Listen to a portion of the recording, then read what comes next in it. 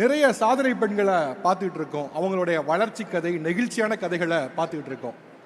ஒரு இன்ட்ரெஸ்டிங்கான டேட்டா சொல்லணும் அப்படின்னா, இந்தியா முழுவதும் தொழிற்சாலைகளில் வேலை பார்க்கக்கூடிய பெண்களுடைய எண்ணிக்கை 14 லட்சம் அப்படின்னு வச்சுக்கிட்டோம் அப்படின்னா, அதில் கிட்டத்தட்ட சரி பாதி 7 லட்சம் பெண்கள் தமிழ்நாட்டை சார்ந்தவர்கள். 7 லட்சம் பெண்கள் தமிழ்நாட்டை மட்டுமே சார்ந்தவர்கள். கிட்டத்தட்ட இந்தியாவுடைய விமன் ஒர்க் ஃபோர்ஸில் பாதியை நாமளே கான்ட்ரிபியூட் பண்ணிட்டு இருக்கோம். தமிழ் பெண்களாகிய நீங்க கான்ட்ரிபியூட் பண்ணிட்டு இருக்கீங்க. அப்படி தமிழ் பெண்கள் நம்ம தமிழ்நாட்டு வளர்ச்சிக்கு, தமிழ்நாட்டுடைய எக்கானமிக்கு முதுகெலும்பாக இருந்து கொண்டு இருக்கிறாங்க. இன்னும் சொல்ல போனா நிறைய தொழிற்சாலைகள்ல, நிறைய இடங்கள்ல அவர்களோட பங்கு இல்லைன்னா ரொம்ப கஷ்டம். இந்தியா மட்டும் இல்லை, உலகம் முழுக்க இருக்க ஒரு பிரச்சனை என்ன அப்படின்னா வேலையில்லா திண்டாட்டம்.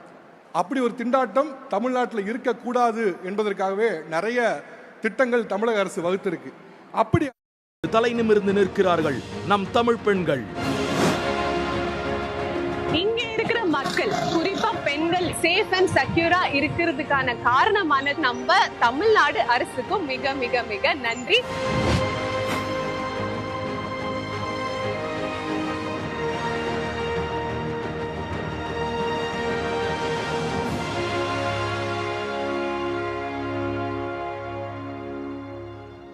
புதிய புதிய தொழில் நகரங்கள்ல, இண்டஸ்ட்ரீஸ்ல, தொழிற்சாலைகள்ல வேலை பெற்ற பெண்கள் இப்போ எப்படி இருக்கீங்க? சூப்பரா இருக்கேன் சார். இப்போ இண்டஸ்ட்ரியில வேலை பெற்ற பெண்கள் இப்பொழுது கம்பீரமாக இந்த மேடைக்கு அன்புடன் வரவேற்கிறோம்.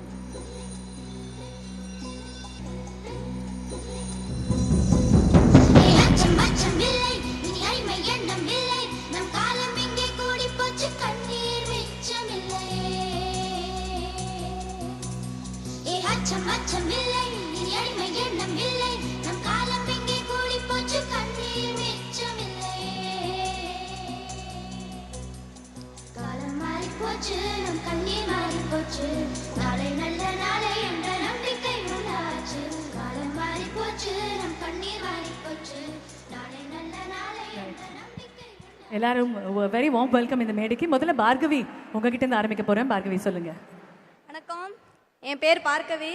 நான் தஞ்சாவூர் மாவட்டத்திலேருந்து பட்டுக்கோட்டை பக்கத்தில் பாவாச்சூர் கிராமத்தில் வரேன். நான் படித்து வளர்ந்தது எல்லாமே நான் அம்மா வீட்டில் தான் வளர்ந்தேன். எனக்கு அப்பா இல்லை, அம்மா வீட்டில் தான் வளர்ந்தேன். நான் ரொம்ப படிக்க கஷ்டப்பட்டு வளர்ந்தவனா. நான் படித்து முடித்த உடனே வீட்டு கஷ்டத்தினால அம்மா மட்டும்தான் எனக்கு. அம்மாச்சி வீட்டில் வளர்க்குறனால ரொம்ப கஷ்டப்பட்டு நான் வளர்ந்தேன். என்னோட வாழ்க்கையில் நான் ஒரு முதல் வெற்றின்னு சொல்லலாம். நான் ரொம்ப கஷ்டப்பட்டு வளர்ந்தனால எனக்கு இங்கே சென்னைக்கு ஃபஸ்ட்டு வரும்போதே எனக்கு ஒன்றுமே தெரியலை. என்னடா புது ஊர், யார் யார் எப்படி இருக்க போகிறாங்கன்னு தெரியாமல் தான் நான் வந்தேன். ஆனால் இங்கே வெற்றி நிச்சயம் மூலியமாக நான் ஒரு நல்ல வேலையில் செலக்ட் ஆகி ஒரு நல்ல டிரான்ஸ் எனர்ஜி ப்ரைவேட் லிமிட்டடில் கம்பெனியில் நான் சேலரி வாங்கிட்டு இப்போ ஒரு நல்ல நிலமையில் நான் இருக்கிறேன். என்னோட அம்மாவையும் நான் ஒரு நல்லா பார்த்துக்கிற மாதிரி எனக்கு ஒரு சந்தோஷம், ஒரு தைரியம் வந்திருக்கு. எங்கள் அம்மா மட்டும்னால எங்களுக்கு சொந்தமாக ஒரு இடம் இல்லை, வீடு கட்ட இல்லை. அம்மாச்சி வீட்டில் இருக்கிறனால ரொம்ப கஷ்டப்பட்டு வளர்ந்தான். வீட்டில் திட்டுவாங்க, அம்மா இல்லையே அப்பா இல்லையே சொல்லி ரொம்ப கஷ்டப்பட்டு வளர்ந்தனால எனக்கு ஒரு ஆதரவு, எனக்கு ஒரு வெற்றி, என்னோட சந்தோஷம் எல்லாமே இந்த ஒரு மூலியமாக, வெற்றி நிச்சயம் மூலியமாக நான் ஒரு சம்பாதிச்சு எங்கள் அம்மா நான் இருக்கம்மா, நீ கவலைப்படாதம்மா, நம்ம வீடு கட்டுவோம், நான் இருக்கேன்னு சொல்லிட்டு ஒரு தைரியத்தை நான் கொடுத்த முதல்வருக்கு ரொம்ப நன்றி சொல்லிக்கிறேன். என் லைஃப்பில் நான் படிக்கவே முடியாதுன்னு நினச்சி நான் டிகிரி ஒரு குவாலிஃபிகேஷனில் இருக்கிறேன்னா காரணமே அந்த புதுமை பெண் திட்டம் மூலியமாக எனக்கு வந்த காசு தான் எனக்கு ரொம்ப உதவியாச்சு. செமஸ்டர் ஃபீஸ் கட்ட முடியாமல் அழுது புலம்பி எல்லாட்டையும் ரொம்ப கஷ்டப்பட்டு நான் கேட்டேன். ஐயோ பணம் இல்லையே, நான் எங்கே போகிறேன், அந்த அளவுக்கு அம்மா ஓடி கடன் வாங்கி எனக்கு கட்டினாங்க. ஆனால் அந்த டயத்தில் எனக்கு புதுமை பெண் ரொம்ப உதவிச்சு. நான் எக்ஸாம் ஃபீஸாக இருக்கட்டும், என்னோட படிப்புக்கும் செலவு, எல்லாம் ஒரு நோட்ஸ் வாங்குறதுக்காக இருக்கட்டும், அந்த பணம் எனக்கு ரொம்ப உதவிச்சு. நெக்ஸ்ட் இங்கே நான் இன்டர்வியூ வரும்போது பிரேக்ஸ் இந்தியா ட்ரைனிங் சென்டரில் தான் நான் இன்டர்வியூ அட்டன் பண்ணேன். அங்கே வந்ததுக்கு அப்புறம் தான் எனக்கு தெரிஞ்சிச்சு இந்த மாதிரி வெற்றி நிச்சயம்னு ஒரு ஸ்கீம் எனக்கு அறிமுகப்படுத்தினாங்க. அங்கே வந்ததுக்கப்புறம் தான் இந்த நிறையா விஷயம் கற்றுக்கிட்டேன். ஐயோ, கிராமத்துலேருந்து வந்த பொண்ணு ரொம்ப எனக்கு ஒரு எதுவுமே இல்லாமல் நான் வந்து இப்போ இவ்வளோ தைரியமா, அம்மா நான் இருக்கம்மா, நீ கவலைப்படாத, நான் உனக்கு ஒரு நம்பிக்கை கொடுக்குற அளவுக்கு நான் வளர்ந்துருக்கிறேன்னா அதுக்கு தமிழ்நாடு முதல்வருக்கு நான் ரொம்ப நன்றி சொல்லிக்கிறேன். தமிழ்நாட்டு அரசுக்கும் நான் ரொம்ப நன்றி சொல்லிக்கிறேன். என்னோட வாழ்க்கை ரொம்ப புரட்டி போட்டுட்டுச்சு. எனக்கு ஒரு புது லைஃப்பை, புது மாற்றத்தை கொண்டு வந்திருக்கு. ரொம்ப தேங்க்யூ. தேங்க்யூ பார்கவி. அடுத்தபடியாக சரண்யா. வணக்கம், என் பேர் ஜனனி. ராமநாதபுரம் டிஸ்ட்ரிக்ட்லேருந்து அஞ்சுக்கோட்டைன்னு ஒரு சின்ன கிராமத்துலேருந்து தான் வந்திருக்கேன். அப்பா விவசாயம், அம்மா விவசாயம். நாங்கள் 3 பொண்ணுனாலே எங்கள் ஊரில் வந்து ஒரு மாதிரி தப்பாக தான் பேசுவாங்க. ஏன்னா 3 பொண்ணு எப்படி கல்யாணம் பண்ணி கொடுப்பெல்லாம் பேசியிருக்காங்க. நான் காலேஜ் போகும்போதெல்லாம் பேசியிருக்காங்க. ஆனால் அதையும் தாண்டி நாங்கள் 3 பேரும் நல்லா படித்து நல்ல நிலைமைக்கு வரணும்னு எங்கள் அம்மா அப்பாட்ட வாக்கு கொடுத்துருக்கோம். அதே மாதிரி எங்கள் அக்காவுக்கு இப்போ மேரேஜ் ஆக போகிறதுனால வீட்டில் இருக்காங்க, வேலை பார்க்க முடியல. இப்போ நான் ஒரு ஆள் தான் வேலை பார்த்து எங்கள் வீட்டில் குடும்பத்தை பார்த்துட்ருக்கேன். மழை பெஞ்சா கூட எங்கள் அப்பா தூங்க மாட்டாங்க, எந்திரிச்சு தான் உட்காந்துருப்பாங்க. ஏன்னா எப்போ வேணால் வீடு இடிச்சு விழுவோம். அதனால எங்கள் அப்பா விவசாயம் பண்ணுற டயத்தில் ரொம்ப ரொம்ப கஷ்டப்படுவோம். ஏன்னா சாப்பிட்றதுக்கு அரிசி இருக்காது, ரொம்ப கஷ்டம். வீடு எப்போ வேணால் இடிச்சு ரொம்ப நாள் எங்கள் அப்பா தூங்காமல் இருந்திருக்காங்க. எங்கள் அப்பா உடம்பு வலியோட ரொம்ப நாள் தூங்காமல் இருந்திருக்காங்க. அதெல்லாம் எங்களுக்கு தெரியும். ஆனால் நாங்கள் எங்கள் அப்பா முன்னாடி காட்டிக்கிறது இல்லை. பல நாள் காலையில் 4 மணிக்கு போயிட்டு விடிய காலை 4 மணிக்கு போயிட்டு அவங்க வர்றதுக்கு நைட்டு 12 மணி 1 மணிலாம் ஆகும். உடம்பு ஒடியெல்லாம் தூங்கியிருக்காங்க. ரொம்ப வாட்டி மறந்துக்காமல் எங்கள் அப்பா தூங்கவே மாட்டாங்க. அந்த கஷ்டத்துலலாம் நாங்கள் பார்த்துட்டு இதுக்கப்புறம் நாங்கள் சும்மா இருக்கக்கூடாது, நல்லபடியாக படித்து நல்லபடியாக பெரிய நிலைமைக்கு வந்து எங்கள் அப்பா எங்கள் அம்மா நல்லபடியாக பார்த்துக்கணும்னு நினச்சி நாங்கள் 3 பேருமே நல்லபடியாக படித்தோம். என் தங்கச்சி படிச்சுட்டு இருக்கா, அக்காவுக்கு இப்போ மேரேஜ் ஆக போகிறனால வீட்டில் இருக்காங்க. இப்போ நான் ஒரு ஆள் எங்கள் அப்பா அம்மா நல்லபடியாக பார்த்துக்கணும். அதுக்கப்புறம் தான் வெற்றி நிச்சயம் மூலம் நான் படிச்சுட்டு இருக்கும்போது வேலை நிறைய வாட்டி தேடிட்டு இருக்கும்போது வெற்றி நிச்சயம் மூலமாக எனக்கு எம்ப்ராய்டரி ஜுவல் கம்பெனிலேருந்து எனக்கு ஒரு அப்ளிகேஷன் போட்டு அங்கேருந்து எனக்கு கால் பண்ணாங்க. கால் பண்ணி ஹாஸ்டல் ஃப்ரீ, உங்களுக்கு இன்டர்வியூ நடக்கும் போது எனக்கு எல்லாமே சொல்லிட்டாங்க. ஹாஸ்டலும் ஃப்ரீயாக இருக்கும், சாப்பாடு ஃப்ரீ, அங்கேயே எனக்கு ட்ரைனிங் கொடுத்து அங்கேயே எனக்கு நல்லபடியாக கற்றுக் கொடுத்து எனக்கு ஸ்காலர்ஷிப்பும் கொடுத்து நல்லபடியாக சம்பளமும் கொடுத்து அங்கேயே என்னை வேலைக்கு சேர்த்துருக்காங்க. எம்ப்ராய்டுக்கும் வெற்றி நிச்சயத்துக்கும் ரொம்ப மனமார்ந்த நன்றி சொல்லிக்கிறேன். ஸோ இப்போ வேலையில் இருக்கீங்க? இப்போ நான் வேலையில் இருக்கேன், என் குடும்பத்தையும் நல்லா பார்த்துக்கிறேன், நானும் நல்லா இருக்கேன். சூப்பர், வாழ்த்துக்கள், வாழ்த்துக்கள். That was Janani for us. அடுத்தபடியாக சரண்யா, நீங்க சொல்லுங்க. நான் சரண்யா, திருப்பரங்குன்றம் மதுரையிலேருந்து வரேன். நான் வந்து வீட்டுக்குள்ளே இருந்த ஒரு பொண்ணு. என்னோட நேட்டிவ் வந்து தேனி, 4வது பொண்ணு. நான் வீட்டுக்குள்ளே இருந்தேன். எல்லாத்துக்குமே அப்பா தம்பி அப்படின்ட்டு அவங்களவே எதிர்பார்த்துக்கிட்டு இருந்தேன். நான் ஒன்றுமே செய்ய மாட்டேன். ஒரு 10க்கு 10 ரூம் இருந்தால் போதும், ஒரு புக்கு இருந்தால் போதும். நான் அந்த ரூமுக்குள்ளே இருந்து மதுரைக்கு வரும்போது கணவரும் அப்படித்தான். அதுக்கப்புறமா நான் வந்து கணவரை டிபெண்ட் பண்ணி இருக்க ஆரம்பித்தேன். அதுக்கப்புறமா என்னோட வீட்டுக்கு பின்னாடி தான் சாய் ட்ரைனிங் சென்டரில் தான் அவங்க தான் சொன்னாங்க, தமிழ்நாடு அரசு வெற்றி நிச்சயம் மூலமாக நீ படிப்பா, முன்னாடி போ அப்படின்னு சொன்னாங்க. அப்போ பிராட்பேண்ட் டெக்னீஷியன் அப்படிங்கிற கோர்ஸையும் எனக்கு கொடுத்து முடித்த உடனே 98% நான் ஸ்கோர் பண்ணேன். முடித்த உடனே எனக்கு ஜாபும் கிடச்சிருச்சு, இன்ஃபோநெட் நாமக்கல்ல. இப்போ நான் ஜாபில் இருக்கேன். இப்போ வந்து நான் யாரையும் எதிர்பார்க்கல. சென்னைக்கு இது என்னோட முதல் பயணம். சென்னைக்கு முதல் முறையாக வரேன். நானாக தனியாக வரேன், யாரும் இல்லை, அப்பாவோ தம்பியோ இல்லை என் கணவரோ யாரும் இல்லை, நான் தனியாக வரேன். இப்போ என்னென்னா பிங்க் பஸ் மிஸ் பண்ணிட்டா கூட பரவாயில்ல, நான் ஆட்டோவில் போகிறேன் அப்படின்னு சொல்கிற அளவுக்கு இருக்கேன். தமிழ்நாடு முழுக்க நாங்கள் ஜாலியாக சுற்றிட்டு இருக்கோம் சார். ரொம்ப நன்றி. இது மட்டும் இல்லை, எல்லா இதையுமே நான் அனுபவிச்சுட்டேன்.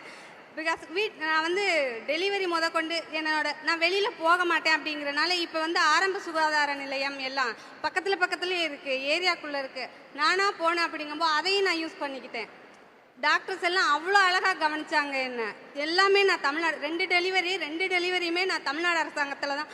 அவங்க வந்து என்னையவோ என் கணவரையோ விட அவங்க என்னை நல்லா கவனிச்சுக்கிட்டாங்க. எல்லாமே நான் அனுபவிச்சுட்டேன் சார். தமிழ்நாடு முழுக்க ஜாலியாக சுற்றுவேன் நிஜமாவே. என்னை சென்னைக்கு கூப்பிடும்போது கூட நான் திருப்பரங்குன்ற மலை மேலே நின்று கத்திட்டு வந்திருக்கேன், நான் ஜெயிச்சுட்டே முருகா அப்படின்னு சொல்லிட்டு வந்திருக்கேன். ரொம்ப நன்றி சார். ரொம்ப அழகா இருந்தது சரண்யா நீங்க சொன்னது. யதார்த்தமா இருந்தது ஆக்சுவலா. ஆமா, திருப்பரங்குன்றம் மலை மேல எழுந்து நின்று எப்படி கத்துனீங்க? நான் ஜெயிச்சுட்டே முருகா. கேட்கல எனக்கு. நான் ஜெயிச்சுட்டே முருகா. நீங்க ஜெயிச்சிட்டீங்க சரணி, நிஜமாவே ஆசம். நீங்க சொன்னதெல்லாம் நான் ரொம்ப ஹாப்பி ஆயிட்டேன். Thank you so much. அடுத்தபடியாக திவ்யா, சொல்லுங்க திவ்யா. என் பேர் திவ்யா. நான் வேலூர் மாவட்டம் குடியாத்துன்ற ஊர்லேருந்து தான் வரேன். நான் இங்கே காஞ்சிபுரம் டிஸ்ட்ரிக்டில் இருக்கிற ஸ்ரீபெரும்புதூர் ஷிப்கார்ட்டில் ஃபர்ஸ்ட் சோலார் இண்டஸ்ட்ரியில் ஒர்க் பண்ணுறேன். ஸோ என்னுடைய சூழ்நிலை சொன்னோம்னா கிட்டத்தட்ட நெசவாளர் குடும்பத்தில் தான் பிறந்திருக்கோம். ஸோ என்னோடய பேர் வந்து எங்கள் அப்பா பேர் விஜயகுமார், அம்மா பேர் தேவி. 2 பேருமே நெசவு தொழில் தான் பண்ணுறாங்க. நெசவு தொழில் பொறுத்த வரைக்கும் ஒரு குடும்பம் ஃபுல்லாக உழைச்சா மட்டும்தான் வருமானம் வரும். ஸோ நான் டிப்ளமோ வரைக்கும் என்னோடய ஊர்லேயே முடிச்சுட்டு வந்துட்டேன். டிப்ளமா படித்தா வேலைக்கு வந்துடலான்ற தைரியத்தில் தான் வெளியே வந்தேன். வெளியே வந்து ஒரு 3 வருஷம் ஒர்க் பண்ணப்போ எல்லாமே ஒரு இன்டர்ன்ஷிப் தான். நீ 1 இயர் ஒர்க் பண்ணாலும் 2 இயர்ஸ் ஒர்க் பண்ணாலும் நல்லா ஒர்க் பண்ணினா நீ 1 இயர் அந்த 1 இயர் மட்டும் தான் ஒர்க் பண்ண முடியும். அடுத்து வந்து நீ அடுத்த வேலை தான் தேடி போகணும். எவ்வளோ நல்லா ஒர்க் பண்ணாலுமே உனக்கு பெர்மனன்ட் ஜாப் கிடைக்காதுன்ற மாதிரி ஒரு சுச்சுவேஷன். ஸோ நான் 3 வருஷம் முடிச்சிட்டேன். கரெக்டாக 2022 எண்டு. அந்த டைமில் எங்களுடைய ஊரில் பார்த்தீங்கன்னா நெல்லூர்பேட்டைன்னு ஒரு பகுதி. அந்த பகுதியில் நாங்கள் கவுண்டன்யா மகாநதி கரையோரம் தான் இருப்போம். ஸோ அந்த கரையோரம் எப்போவுமே டிசம்பர் மாதம்னா மழை வெளுத்து வாங்கும். ஸோ அந்த கரையில் வெள்ளம் வந்து புரண்டு ஓடும். ஸோ ஒவ்வொரு இயர் எண்டுமே எங்களுக்கு ஒரு திருப்பு முனையாக தான் இருக்கும். உயிர் இருக்குமா இருக்காதானே தெரியாது. அந்த மாதிரி மழை தண்ணி வெள்ளம் வந்துடும். வீட்டில் இருக்க எங்கள் அம்மா அப்பா என்ன பண்ணுவாங்கன்னா எங்களெல்லாம் வெளியே அமிச்சிட்டு அம்மா அப்பா மட்டும் வந்து வீட்லேயே இருப்பாங்க. ஏன்னா வந்து வீட்டில் இருக்க பாத்திரம்லாம் அடிச்சிட்டு போயிடும். ஸோ எங்களோட சர்டிஃபிகேட்லாம் பாதுகாக்கிறதுக்காக வீட்லேயே எல்லாத்தையும் தலைக்கு மேலே தூக்கி பிடிச்சிட்டு வீட்லேயே உட்காந்துட்டு இருப்பாங்க. ஸோ ஒரு 3 நாள் ஆக ஆக தண்ணி குறைய தான் அவங்களால வெளியவே வர முடியும். ஸோ அந்த மாதிரி சூழ்நிலையில் கவர்மெண்ட் என்ன பண்ணாங்கன்னா உயிர் சேதம் எதுவும் ஆகிடக்கூடாதுன்றதுக்காக அங்கே ஒரு 300 குடும்பம் இருந்தது. அந்த 300 குடும்பத்தையும் வந்து வெளியேற்றிட்டு அந்த வீடெல்லாம் இடிச்சிட்டாங்க. ஸோ இடிச்சிட்ட பிறகு எங்களுக்கு வாழ்வாதாரம் இல்லை. நாங்கள் வாடகை வீடு தேடி வேறு இடத்துக்கு போக ஆரம்பிச்சிட்டோம். எனக்கும் 3 வருஷம் ஒர்க் முடிஞ்சிருச்சு. எனக்கு வீட்டில் வேலை இல்லை. ஸோ நான் வெளியே போக ஆரம்பித்தேன். இன்டர்வியூவே தேட ஆரம்பித்தேன். எனக்கு நிறைய கிடைக்கல. போயிட்டு ரிட்டர்ன் வந்துடுவேன். ஸோ அம்மா அப்பாவுக்கும் வேலை இல்லை. நெசவு தொழில் வீடு இல்லாதனால வாடகை வீட்டிலலாம் போயிட்டு பண்ண முடியாது. ஸோ அம்மா அப்பாவுக்கும் வேலை இல்லை. என் அக்காவும் கொஞ்சம் கஷ்டப்பட்டு இருந்தா. சென்னையில் ஒரு ட்ரைனிங்காக இருந்தா. ஸோ வீட்டில் யாருக்கிட்டையுமே ஒரு வருமானமே இல்லாத நிலமையில் எனக்கு 2022 எண்டில் ஒரு கால் வருது. ஃபர்ஸ்ட் சோலார்னு ஒரு இண்டஸ்ட்ரி வரப்போகுது. அதில் வந்து உமன்ஸ்க்கு அதிகமாக வேலை வாய்ப்பு கொடுக்க போகிறாங்க. நீங்கள் கண்டிப்பாக வந்து ஜாயின் பண்ணணும்னு சொன்னாங்க. ஸோ ஃபஸ்ட் நாள் இந்த கரெக்டாக இன்னைக்கு டேட்டில் தான் வந்து டிசம்பர் 12க்கு நான் 2022 எண்டில் கரெக்டாக இன்டர்வியூ அட்டன் பண்ணுறேன். முதல் நாளே பார்த்துட்டு நீங்கள் மலேசியா வரைக்கும் போகணும், கண்டிப்பாக மலேசியாவில் போய் ட்ரைனிங் அட்டன் பண்ணிட்டு வரணும் அப்படின்ற மாதிரி நான் அனுப்புனாங்க. ஸோ எங்கள் வீட்டில் வந்து கரெக்டாக எப்படின்னா போனால் 6 மணிக்கு ரிட்டன் வீட்டுக்கு வந்துடணும் அந்த மாதிரி ஒரு இதுதான். ஸோ உமன்ஸில் வெளியே அனுப்பக்கூடாதுன்ற மாதிரி ஊரில் இருக்கிறவங்களும் ரெஸ்ட்ரிக்ஷன் பண்ணாங்க. ஆனால் அப்பா அம்மாவில் கன்வின்ஸ் பண்ணி மலேசியா வரைக்கும் போயிட்டு ஒரு 3 மாதம் ட்ரைனிங் அட்டன் பண்ணிவிட்டு திருப்பி சென்னை வந்தேன். சென்னை வந்ததுக்கப்புறம் ட்ரைனிங் பார்த்துட்டு நல்லா பர்ஃபார்ம் பண்ணுறாங்கன்னு சொல்லிட்டு திருப்பியும் யூஎஸ்க்கு அனுப்புனாங்க. ஸோ அதெல்லாம் வாழ்நாள்லேயே பார்க்க முடியாத ஒரு இடம். நம்மளுடைய உலகத்தோடைய அடுத்த எண்டு அந்த இடத்துக்கு போயிட்டு அங்கேயும் போய் ஒரு 4 மாதம் ட்ரைனிங் அட்டன் பண்ணிட்டு தான் வந்தேன். வந்ததுக்கப்புறம் வெறும் டெக்னீஷியன் ரோல் மாறி இப்போ நான் ஒரு சூப்பர்வைசர் ரோலில் இருக்கேன். எனக்கு ஒரு 10 பேர் வந்து நான் அவங்கள லீட் பண்ணிக்கிட்டு இருக்கேன். ஸோ அது மட்டும் இல்லாமல் என்னால் டிப்ளமா படிக்க முடிஞ்சது. 97% எடுத்துமே சூப்பர்லேட்டிவ் டிஸ்டிங்ஷன் வாங்கி முடியுமே அம்மா அப்பாவால் முடிஞ்ச அளவுக்கு படிக்க வச்சாங்க. ஸோ அது என் கரியர் எண்ட் ஆகிடுச்சுன்னு நினச்சேன். ஆனால் இப்போயும் என்னோடய இண்டஸ்ட்ரியில் எனக்கு வந்து சப்போர்ட் பண்ணி இன்ஜினியரிங் படிக்க வைக்கிறாங்க. இப்போ அட்வான்ஸாக எனக்கு வந்து இன்ஜினியரிங் நான் பண்ணிக்கிட்டு இருக்கேன். ஸோ இவ்வளோ முக்கியமான ஒரு விஷயம் நடந்திருக்குன்னா என் வாழ்க்கையோட திருப்பு முனை இந்த வேலை வாய்ப்பு மேலே மட்டும்தான். ஸோ இதை மட்டும் நான் எப்போவுமே மறக்க மாட்டேன். தேங்க்யூ. மலேசியாவுக்கு போயிட்டு அப்புறம் யூஎஸ்க்கு ட்ரைனிங் போயிருக்கீங்களா? Wow, super, fantastic. மேடையில் வந்து நீங்கள் ஒருத்தர் பேசும்போது ரொம்ப ரொம்ப பெருமையாக இருக்குது, சந்தோஷமாக இருக்குது. நீங்கள் எல்லாருமே உங்களுடைய வெற்றியை சேர்ந்து தான் கொண்டாடுறோம். ஆக்சுவலாக வீடு கட்டிட்டீங்களா? அது சொல்ல மறந்துட்டேன். கட்டிட்டோம். சூப்பர் மேடம், வீடு கட்டிட்டீங்கன்றதை சொல்ல மறந்துட்டீங்க. அவ்வளோ பிஸியாக இருக்கும் நம்ம இன்ஜினியரிங்லாம் படிச்சுக்கிட்டு. ஆனால் உங்களுடைய டிப்ளமாக்கும் சரி, உங்களுடைய இன்ஜினியரிங் கோர்ஸுக்கும் சரி, உங்களுடைய ட்ரைனிங்க்கும் சரி, மலேசியா யூஎஸ்க்கும் சரி, இதோ வீடு கட்டினதும் சரி, இங்கேருந்து வாழ்க்கையில் நடக்க போகும் எல்லா விஷயங்களுக்கும் all the very best and congratulations. Thank you so much. You make us proud. தேங்க்யூங்க. Thank you very very much. ஆக்சுவலாக தமிழ்நாடு கொண்டு வந்திருக்க டெவலப்மெண்ட் மாடலில் ஒன்று வந்து என்னென்னா, நிறைய தொழில் நகரங்கள் உருவான போதும் கூட அதில் பெண்களுக்கான வேலை வாய்ப்பு எவ்வளோ இருக்குங்கிறத தொடர்ந்து என்ஷூர் பண்ணிட்டே வந்ததோட விளைவு தான் இன்னைக்கு இவ்வளோ பெண்களை, நம்ம தமிழ் பெண்களை இந்த மேடையில் நெஞ்சு நிமிர்த்தி நிற்க வச்சிருக்கு. Thank you team, thank you. Thank you. And மேடைக்கு வந்த நல்ல உள்ளங்களுக்கும் thank you so much. True rock stars, thank you.